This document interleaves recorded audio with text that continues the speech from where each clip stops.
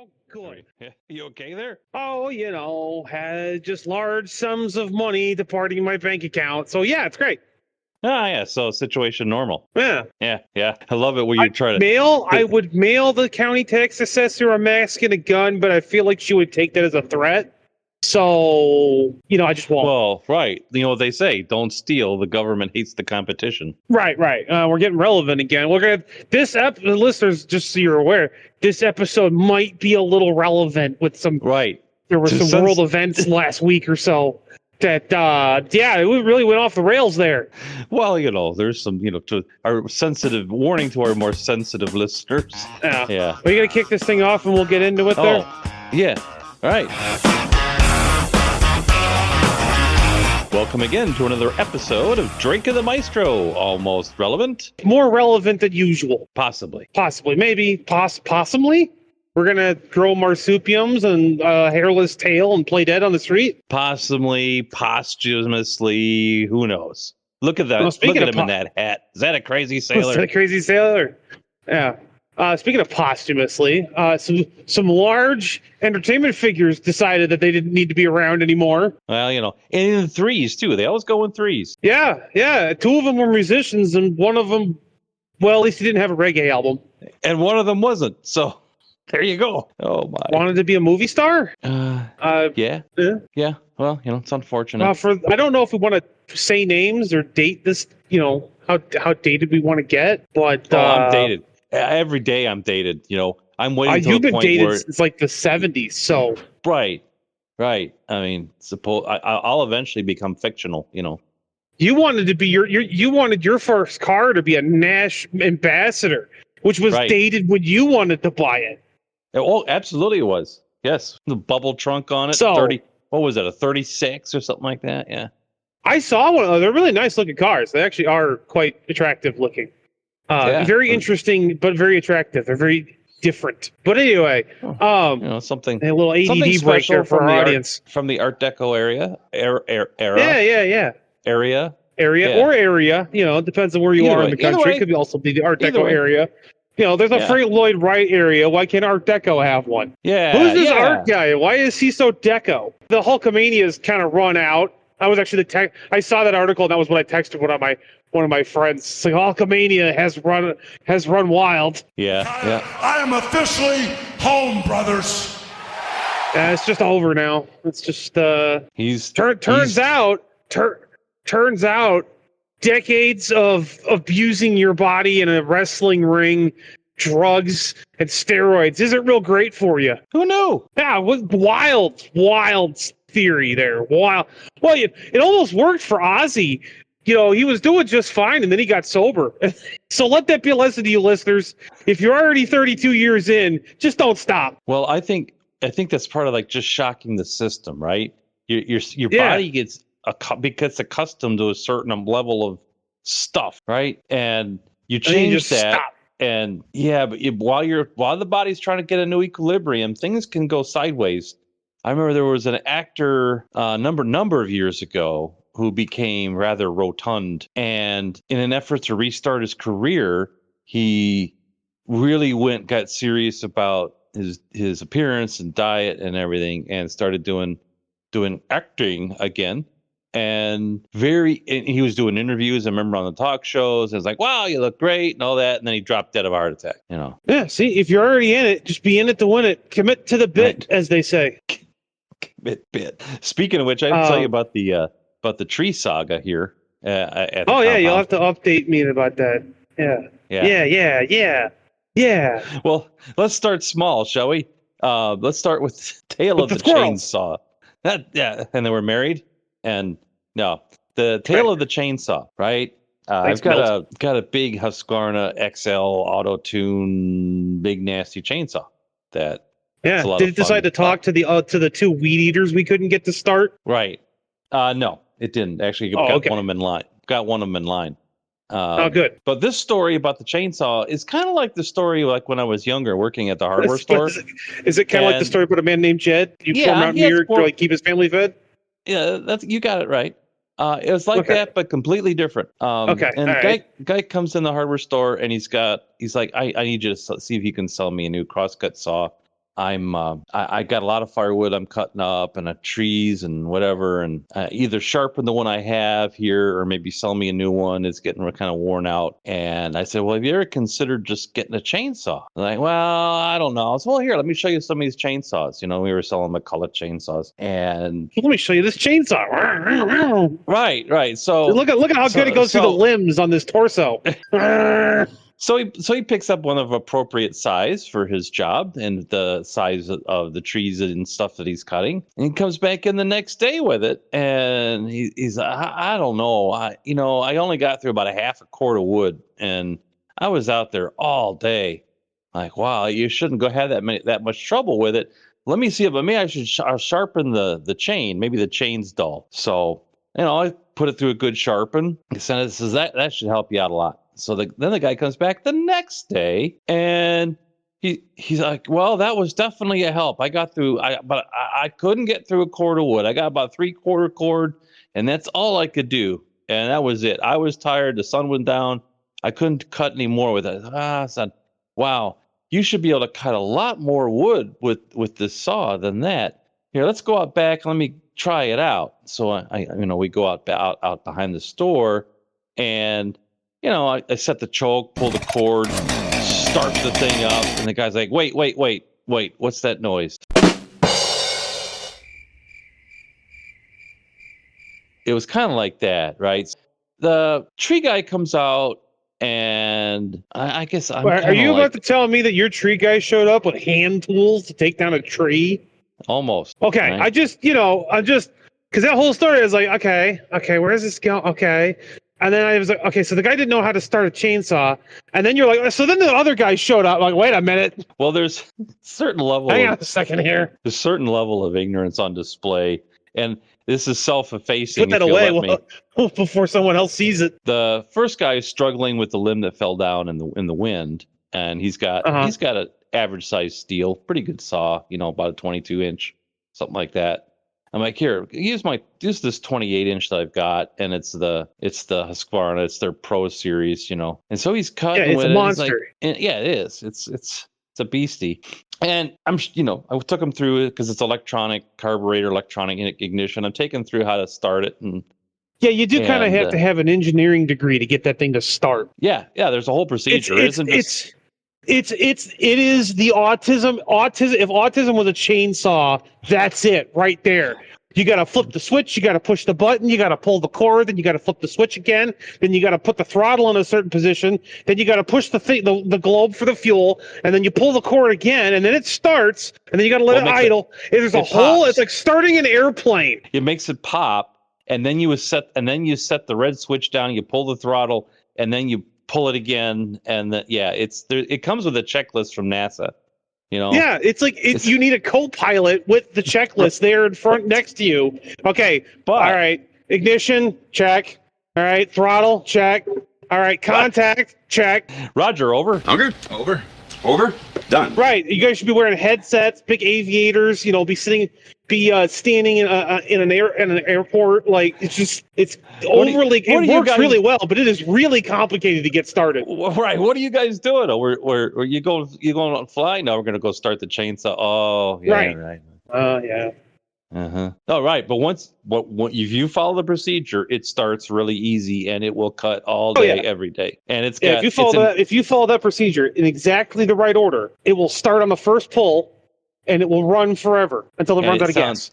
And it does sound angry. It's got a certain tone that I've never heard of out of a smaller compadres. It's just, and that XP, that extra power thing is real, because I'm going through a big tree with the thing, and all of a sudden it's like uh-oh. Yeah, I was cutting Osage orange trees down with it out of our one neighbor's backyard. She wanted us to cut them down and drag them away. And I borrowed that chainsaw, and it was, I had his chainsaw out there, and I had that, and we were kind of knocking the limbs off it. And then he tried to, not actually cut it down with his saw, and it wasn't doing it. And I, did the procedure, launched the saw, stuck. Right.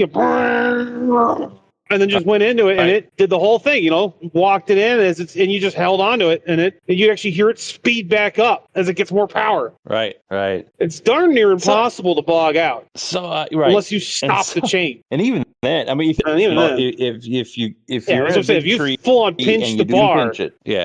Well, that's about it. Yeah. I'm going through all this, and I the first tree guy, and he's cutting, and he's he's working his steel saw. And I'm like, here, try this, and he fires it up. Older guy, knows what he's doing. It seems like, and you'd think. He's like, it stops cutting. He's like, I think there's something wrong with the oiler because it's not cutting. It's just the chain heat up and then it stopped cutting. I'm like, well, okay. It's like, I'm just going to keep using the steel. So I took it back. I'm looking at the saw, rather disappointed. I'm like, what's wrong with you? Why? I just don't have trouble with you. Like, why have you forsaken me, saw? Right. So I just set it on the work table. I'm like, I'll have to take it apart and see what's going on with the oiler. Because that can be an issue where the oilers get a little. They get clogged up with all the wacky wood dust, and then they don't oil or it. The and worm. The blade gets hot, and it stops cutting. Right.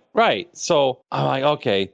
So now then I get a new tree guy because the other tree guy, it's been 3 months and he just hasn't come back. Like, yeah, this is epidemic. It's an epidemic of contractors and all that. They start a job and then just walk away.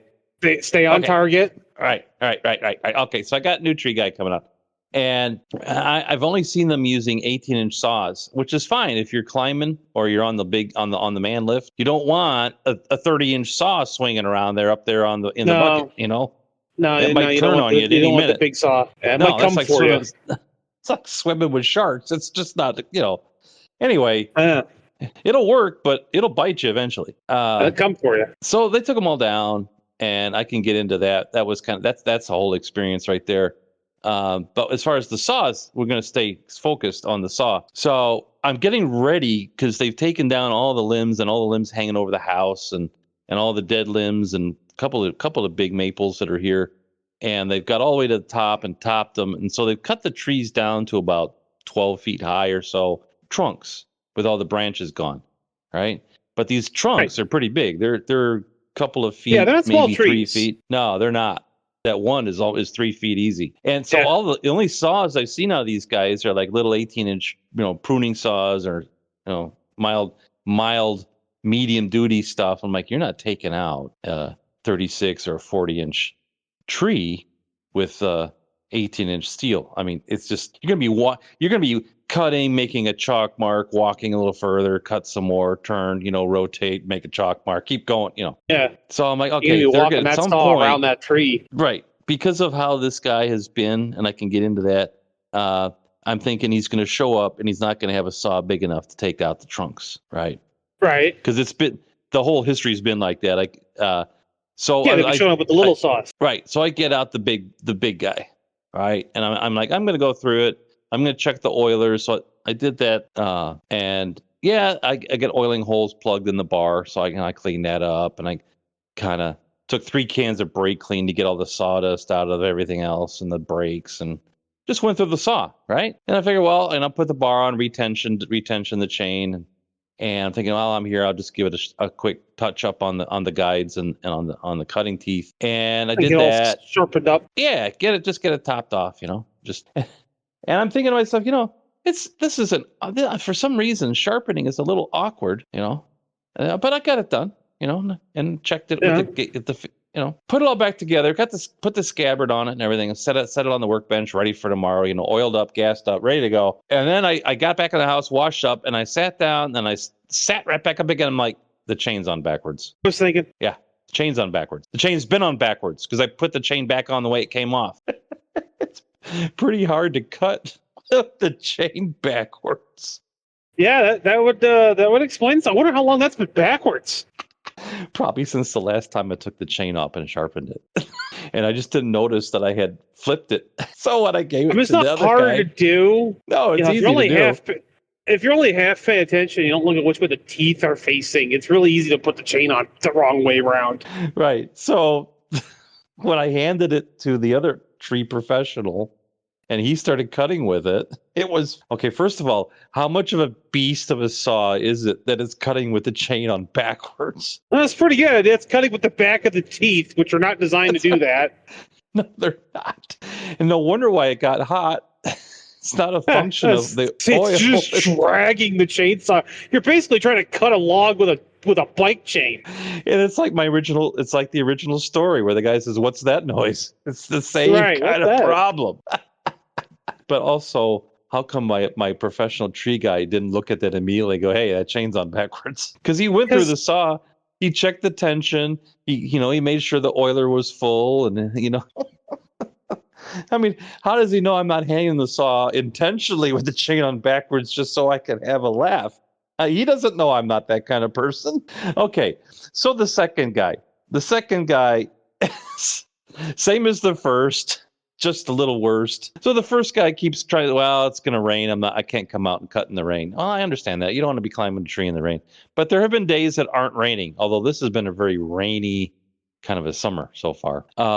Second guy comes out, and I call him, and he's right. He's like on it. I get a hold of him. First of all, I put out calls to the guy that my neighbor used, and professional service with the big cranes and all that, and several others on Facebook Marketplace. And there was a sign stuck to a tree in the neighborhood. I'm gonna call him, and I'm leaving messages with everybody, and only one calls me back. So, like, my neighbor says, "Well, why don't you hire the guy I did?" So I would have, except he never called back. What is that? I don't know, man. It's that like seems Fry to be an epidemic these days. It is. It's like Fry from Futurama. Shut up and take my money. You got people doing that, and you're like, "Nah, I don't think so." Yeah. The parody is funny because I just listened to a different podcast where a guy talking about the same problem. He's trying to get guys to come get his squirrels out of his attic, and no one will call him back. And were the squirrels married? And they were married? I don't know. All right. But it seems to be a real problem of being able to get a hold of people. Be like, "Hey, I got a problem. Yeah. You're the professional. Here's money. Fix it." Right. And you're advertising. You're actually spending money on advertising. And somehow, Yeah, if you've already got so much business, you can't be bothered to call people back. Don't advertise. Stop. You don't need it. Right. Which is where we were in the computer business. You're just going to piss people off. Right. We did advertising at the very, very beginning, and that was it. We never did again. That. No. We never needed to. We did radio. We did newspaper. Then the newspaper print ads. For like a year, right? We did like a year of ads, and that was it. It was 6 months. It was very short. And what I found was the radio ads build name recognition, and the print ads that make the phone ring. And after that, 30 years, never advertised again. Because we showed up on time. We showed up when we said we would. We called everybody back. And we answered the freaking phone. Right. Exactly right. And so this guy, I went with the guy that showed up. How can you go with a guy that doesn't show up or doesn't call you? You can't, right? They could be the best service in town, but if they don't, what are you going to do? So this guy comes on. He's a young guy. It looks like he knows what he's been. Kind of seems like he knows what he's doing. But he shows up. I'm going to give you the short version, if I can. We agree on the project. We agree on the scope. He's going to police up the yard, and all that. And boy, I'm not going to get any of this story. Right. Well, I'm just kind of monologuing so that when you do get internet back there on I-70, you can pick it up. At 76. And I don't know if it's 76? Me or you. Are the trombones out there? 76. Get the number right. 76 trombones? Okay. Never mind. Virgins? We'll talk about the Music Man another time. The Virginians. 76 Virginians. That's it. That's right. Talking about the Music Man. My wife's singing in March. They never said the virgins had to be female. I'm just going to put that out there. No, I know. Got to be careful what your dog promises you. It could be a bunch of dudes that play Magic the Gathering, and then right. Right. You got to be. Listen, really be careful. Out of the other ones. This is what you got. Just seeing the great decider there in that particular religion just coming, but like, listen, man, it's like a warehouse worker in New Jersey just comes back like, I see you put in your order there, but this is what we got in stock, and I can't guarantee when we're going to get the next shipment in. Yeah, you've got to understand that what you've got here is a pyramid strategy, and eventually you're going to run out of supplies. Yeah, that's right. I think my guy down at the docks, he just hasn't come through recently, and there's nothing I can do here. There's nothing to be done. You either take what you get or you get nothing, man. Gotta with his Kinda like his button-down shirt buttoned down about halfway down his chest, and his gold snaggletooth necklace. His name's Tony or Vinny or Vinny, Paulie. Yeah, one of those guys.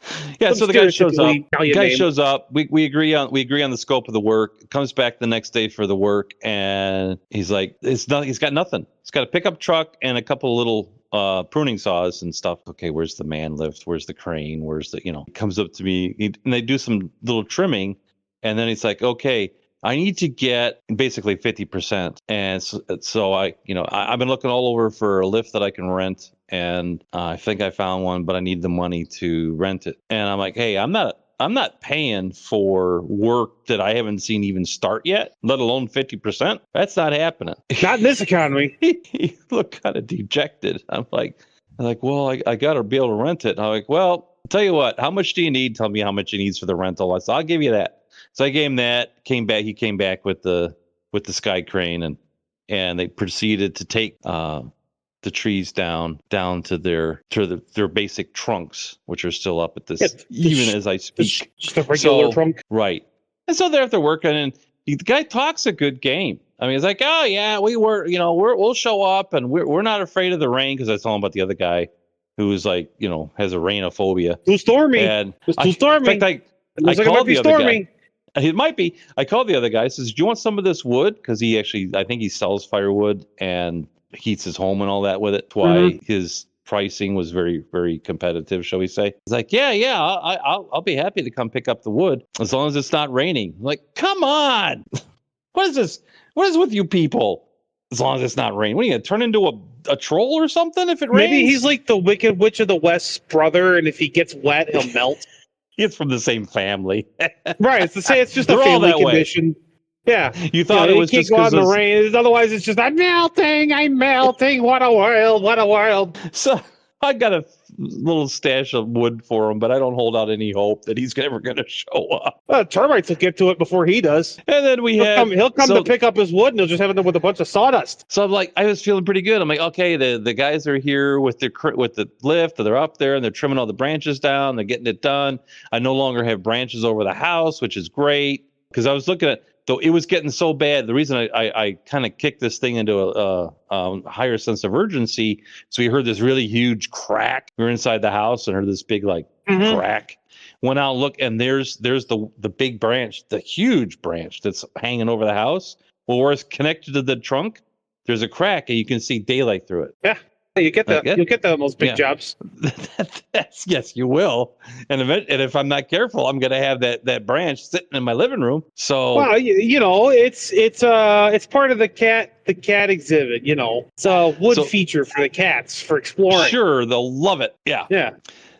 So that increased the urgency just a little bit, and so I'm feeling good. A bit outside. That branch is coming down, everything's going down, and he goes to move the lift, because it's like behind he's got a diesel pick 'em up truck and big full size Ford, and so it's a tow behind lift, so they're towing it over to the next place. It's a little cherry picker on a trailer, and they put like the outrigger. It stayed like the third outrigger is your truck. It's where it attaches to the hitch. Well, this was a big rascal. It was a complete unit. It was electric, but it's a pretty big unit, and it was its own trailer. Yeah, that's what I said. So it's a standalone. It's got outriggers on it to put down, and yeah. It just doesn't have, like some lifts, have drive wheels. This just didn't have any drive wheels. No, it's just a trailer. I know what you're talking about. I've seen them. So he goes to move it, and all of a sudden I hear this diesel engine. I look out the window because I hear this diesel engine revving. Yeah, right, revving kind of wild. And there's dirt and everything flying. I realize he's spinning the rear wheels of his truck, trying to move that lift up this tiny little incline. Apparently, his truck isn't slope rated. He needs to call 1-800-SLOPE-ME. Yeah. So yeah, he needs to get a hold of 1-800-SLOPE-ME and or Santa Claus and figure out how to make that work. Correct. Because Santa is slope certified. Absolutely, he is. And so I'm looking. I'm going, wait a minute. The rear wheels are spinning, but not the front, right? It's and I look and I'm verifying, like, I thought I saw that truck was a 4-wheel drive. And there it is on the bed, 4x4 sticker on there. I'm like, And I look at the front hubs. Yeah, they're lockable hubs. So Either the four-wheel drive system in his truck is in the same condition as his tires, worn out and tired, right? That's why those tires are not gripping very well, because they need replacement. Or he just doesn't feel like going out and locking the hubs because he's got manual locking hubs. They've got the old school locking hubs. He's just flooring the crowd. I'm like, okay, you know what? If this continues, I'm going to go get the adventure van and tow him out, right? I like on the tractor, but yeah, okay. No, the adventure. Imagine the humiliation and embarrassment of getting towed out of the backyard, someone's backyard, with a mobility van. I don't know. The old tractor with the old man that was in a wheelchair up on top of it pulling me out would be pretty insulting. Yeah, either way. Yeah, I guess. Anyhow. No, what would have been insulting is if you had done it with the lawnmower. I thought about it. The diesel lawnmower. Just the big diesel Cushman lawnmower would have pulled him right out, because he just needs a little encouragement. It would have. It starts pretty good now. Yeah. Well, once it starts getting fuel and it has a starter and, some other basic maintenance it really probably should have got when we got it. Right. Now it starts great. Now that it's not getting, diesel fuel through a coffee stirrer. And if it's not careful, I'll end up putting glow plugs and an alternator on it this year too. The sad part is that's the second alternator we've put on it. Will be the second alternator we've put on it. Is I put an alternator on it. I think I'm going to go with a 30 amp one wire job. Just put it on there. A self-energized. Yeah. So anyway, he finally gets his truck moving. He finally gets the truck going, gets it across the lawn to the other place. And I'm talking to him at the end of the day. I said, well, yeah, I had really struggling with that trailer. Is your four-wheel drive not working? And he confirmed my suspicion. It's like, nah, I just didn't feel like getting out of the cab and locking the hubs. You get one of the other dudes that come over and, hey, Joe Bean, come over here and lock the hubs in. Right. He had a whole crew of white boys there. One of them could have locked the hubs. Get one of the other meth heads that's involved to come over there and turn the thingies. Then you got to back up a little bit, lock them in, and then you can go forward. And what bothers me is he's doing a lawn job, right? He's leaving posy burns in my lawn. Get off my lawn. Not my lawn. Because you know how us old guys are with our lawns. Yeah, I do. Yes. It's real unfortunate. So he gets around it, and then he comes back the next day, and I'm still sleeping because I sleep in late. And as the world knows. The guy that used to yell at me for years about sleeping in. That's right. Me. That's right. I'm retired. I'm over 60, and I don't care. So deal with it. Well, I was under. Things don't happen, young man. I was under 25 and unemployed. You must. The sleeping in because you got nothing going on and you're unemployed and you're just going to be no, never mind. Don't get me started. Things must happen. I'm not the one that moved us to the middle of nowhere where the closest job was an hour away. But it's a dry heat.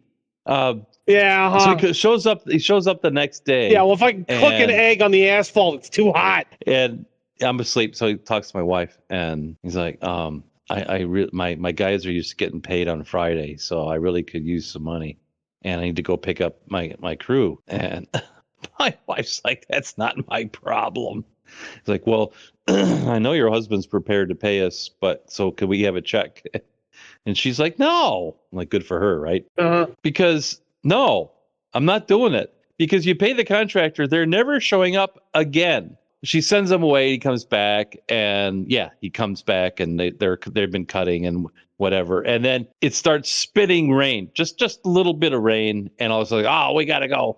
I'm like, no, wait, you're not done, and you just got done telling me about how you guys worked, in the rain and all that, and nobody else would be out, and now you're going because do all tree guys like they disappear, they melt in the rain? Is that the deal? I don't know. I was a tree guy. Maybe it's like a congenital thing now. When you photocopy, it gets worse and worse over time. So it has the tree guys breed or bud or whatever they do. Whatever tree guys do. Yeah, however they reproduce. I assume it's like spores, like a mushroom. They just kind of pop up. Yeah, probably. That's probably.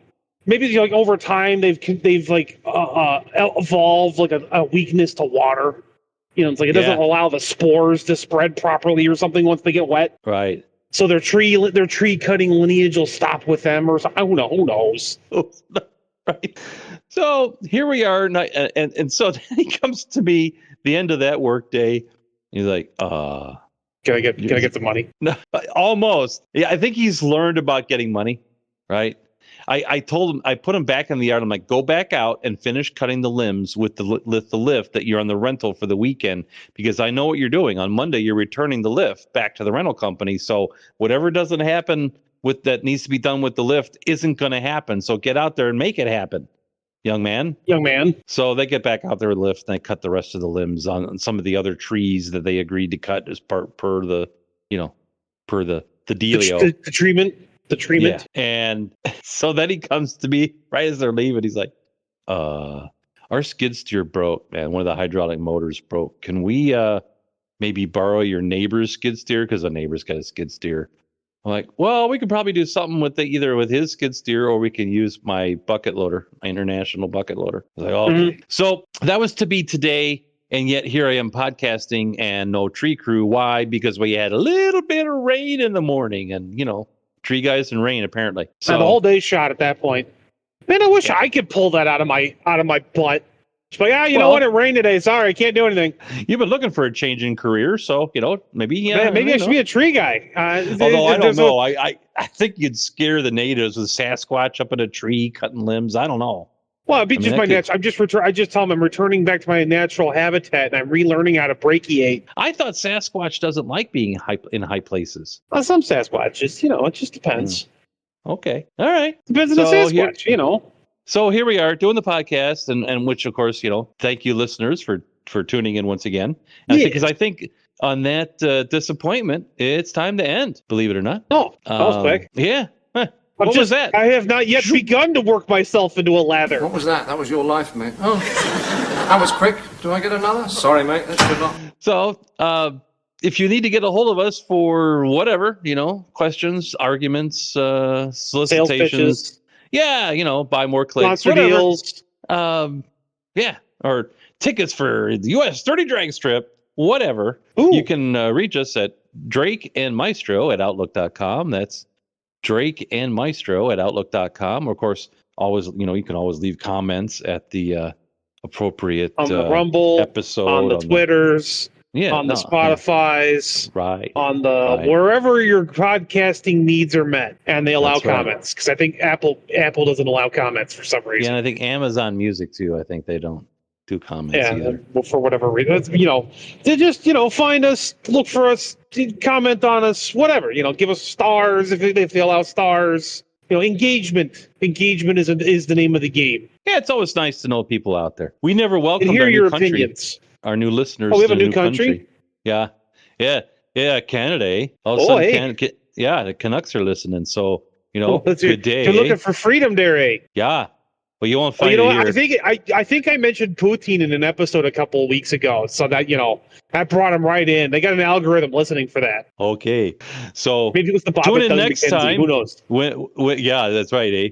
Because now I'm a band. Tune in next time when the maestro says, "What do you want me to do? Dress and drag and do the hula?" And adios. Adios. Adios, muchachos, caballeros. When you get out of here. How much do I have to pay to see that? You'll have to watch The Lion King. That's close as you're gonna get. Oh, well, okay. Or Yagan bark, yup. Or some bacon. That's just been running through my head all day. So. Yeah, I think that was the He's most. A big pig. You could be a big pig too. Oi. Probably the most memorable for me, the most memorable portion of The Lion King. The original, easily. Not that abomination remake that I refuse to go see. No, the original animated Lion King, which is just Hamlet with extra steps. Right, and hyenas. It's Hamlet with lions. Yeah. Well, that for me, it's that and when Scar sings "Be Prepared." Those are the two things that I just are stuck in my head for the rest of my life. Well, also Hakuna Matata. Could be. That's right. Hakuna Matata. I did see a YouTube short that was like ad